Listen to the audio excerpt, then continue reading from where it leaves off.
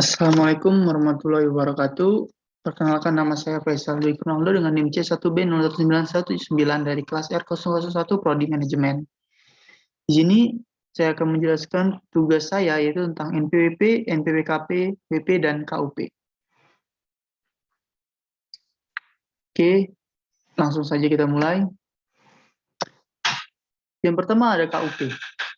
KUP adalah hukum formal yang berisikan peraturan-peraturan mengenai tata cara pelaksanaan pemungutan pajak oleh negara. Pelaksanaan pemungutan pajak oleh negara meliputi tata cara wajib pajak, memenuhi hak dan kewajiban perpajakannya. Artikel tentang KUP, ketentuan umum, dan tata cara perpajakan akan menjelaskan bagaimana tata cara wajib pajak dan memenuhi hak dan kewajiban perpajakan berdasarkan Undang-Undang Nomor 28 Tahun 2007 tentang Ketentuan Umum dan tata cara perpajakan dan peraturan pelaksanaannya. Hak dan kewajiban perpajakan yang diatur dalam KUP, ketentuan umum, dan tata cara perpajakan dimulai sebelum subjek pajak menjadi wajib pajak sampai dengan subjek pajak tidak lagi menjadi wajib pajak. Pelaksanaan pemungutan pajak oleh negara meliputi tata cara wajib pajak, memenuhi hak dan kewajiban perpajakannya. UU KUP ini telah mengalami 3 kali perubahan sejak diundang-undangkan pertama kali dengan UU Nomor 6 Tahun 1983 yang berlaku mulai 1 Januari 1984. Perubahan pertama dilakukan dengan UU Nomor 9 Tahun 1994. Perubahan kedua dilakukan dengan UU Nomor 16 Tahun 2000 dan perubahan terakhir adalah dengan UU Nomor 28 Tahun 2007 yang mulai berlaku tanggal 1 Januari 2008. Undang-Undang KUP ini dilandasi falsafah Pancasila dan UUD 1945. Selanjutnya ada wajib pajak atau WP. Wajib pajak adalah orang pribadi atau badan meliputi pembayaran pajak, pemotongan pajak, dan pemungut pajak yang mempunyai hak dan kewajiban perpajakan sesuai ketentuan perundang-undangan perpajakan.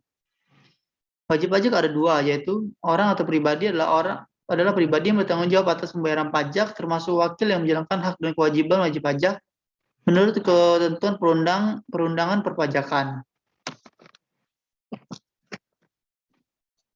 Kedua ada badan, adalah PT, CV, BUMN atau BUMD dan dalam bentuk apapun baik yang melakukan usaha maupun yang tidak.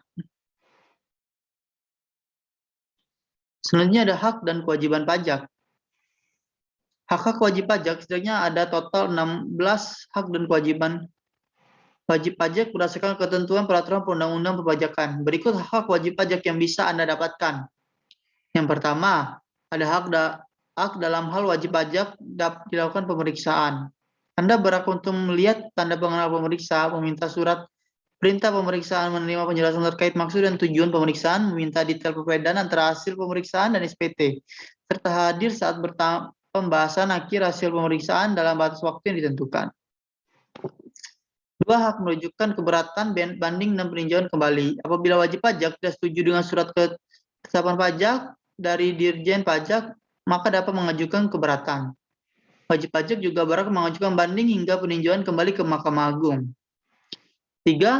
Hak atas kelebihan pembayaran pajak. Jika Anda membayar pajak dengan jumlah lebih banyak dari seharusnya, maka Anda berhak menerima kelebihan bayarnya. Caranya adalah mengirimkan surat permohonan ke Kepala Kantor Pajak Pratama atau KPP atau melalui surat pemberitahuan atau SP. 4. Pengembalian pendahuluan kelebihan pembayaran pajak. Bagi Anda yang termasuk wajib pajak patuh, maka berhak mendapat pengembalian pendahuluan kelebihan membayar pajak dalam waktu minimal 1 bulan untuk PPN dan 3 bulan untuk PPh. Terhitung sejak surat permohonan diterima di Ditjen Pajak. Kelima, ada hak untuk pengangsuran untuk perundang pembayaran. Pada kondisi-kondisi tertentu, wajib pajak bisa meminta permohonan pengangsuran atau penundaan untuk pembayaran pajak sesuai dengan ketentuan peraturan perpajakan di Indonesia. 6. Ada hak kerahasiaan. Hak dan kewajiban wajib pajak juga menyangkut perlindungan kerahasiaan atas semua informasi yang Anda sampaikan kepada Ditjen Pajak terkait kepentingan perpajakan. Hal-hal yang dilindungi mencakup data dari pihak ketiga yang sifatnya rahasia. Yang ketujuh, ada hak pengurangan pajak bumi dan bangunan PBB. Apabila terjadi kondisi tertentu, misalnya kerusakan bumi dan bangunan akibat bencana alam, wajib pajak berhak mengajukan pengurangan pajak terutang PBB. Yang ke-8, ada hak penundaan pelaporan SPT tahunan. Wajib pajak dapat mengajukan perpanjangan atau penundaan penyampaian SPT tahunan PPh orang pribadi maupun PPh badan dengan alasan atau kondisi tertentu. Yang kesembilan ada hak pembebasan pajak. Wajib pajak berhak mengajukan permohonan pembebasan pungutan atau pemotongan pajak penghasilan dan alasan atau kondisi tertentu. Yang ke-10 ada hak pengurangan PPh pasal 25. Wajib pajak dapat meminta permohonan pengurangan jumlah angsuran PPh pasal 25 dengan kondisi tertentu. Yang ke-11 ada hak mendapatkan insentif perpajakan.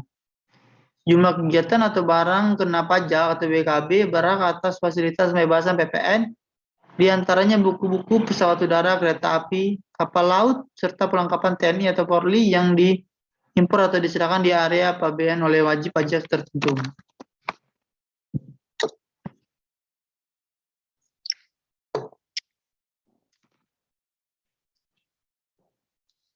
Yang ke-11 ada hak mendapatkan intensif perpajakan. Sejumlah kegiatan atau barang kena pajak PKB berhak atas fasilitas pembebasan PPN seperti yang tadi dijelaskan. Yang ke-12 ada hak mendapatkan pajak ditanggung pemerintah. Khususnya pelaksanaan proyek pemerintah yang dibiayai menggunakan hibah atau dana pinjaman luar negeri, PPh terutang atas penghasilan konsultan, kontraktor, dan supplier utama ditanggung pemerintah. Di samping berhak melakukan berbagai hal di atas, wajib pajak juga harus mematuhi berbagai kewajiban perpajakan. Berikut diantaranya.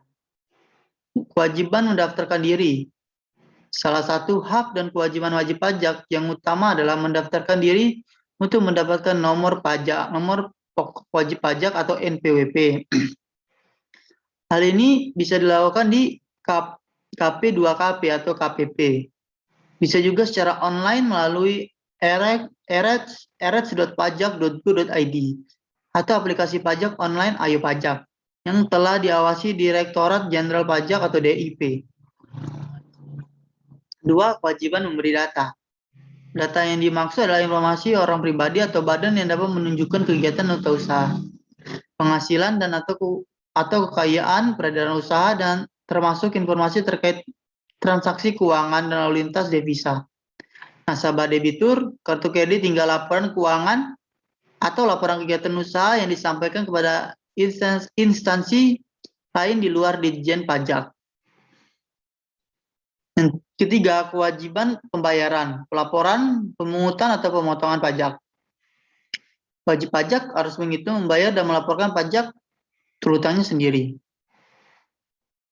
Anda bisa melakukan hal ini secara mudah dan praktis melalui platform Ayo Pajak.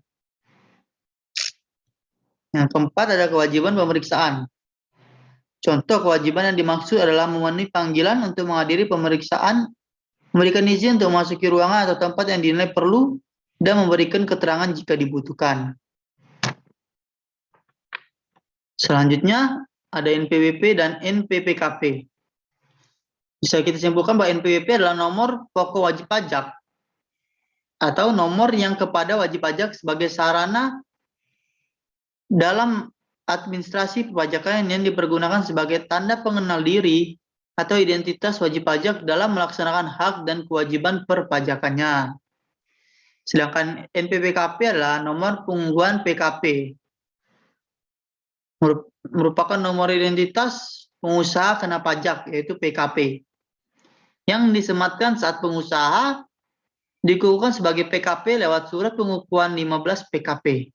Jika pengusaha sudah mendapat nomor pengukuhan PKP atau NPPKP, berarti PKP tersebut dinyatakan sudah jadi PKP dan demikian terikat kewajiban perpajakan yang diperuntukkan bagi PKP. Selanjutnya ada fungsi NPWP dan NPPKP.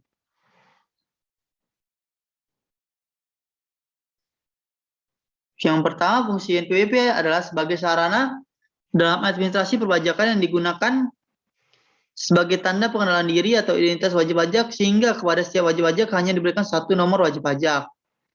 Yang kedua, untuk menjaga keterlibatan dalam pembayaran pajak dan dalam pengawasan administrasi perpajakan. Yang ketiga, untuk keperluan yang berhubungan dengan dokumen perpajakan, sehingga semua yang berhubungan dengan dokumen perpajakan harus mencantumkan NPWP. Yang keempat, untuk memenuhi kewajiban perpajakan, misalnya dalam surat setoran pajak. Yang kelima, untuk mendapatkan pelayanan dari instansi-instansi tertentu yang mewajibkan mencantumkan NPWP dalam dokumen-dokumen yang diwajibkan. Dan yang terakhir, untuk keperluan pelaporan SPT masa dan tahunan.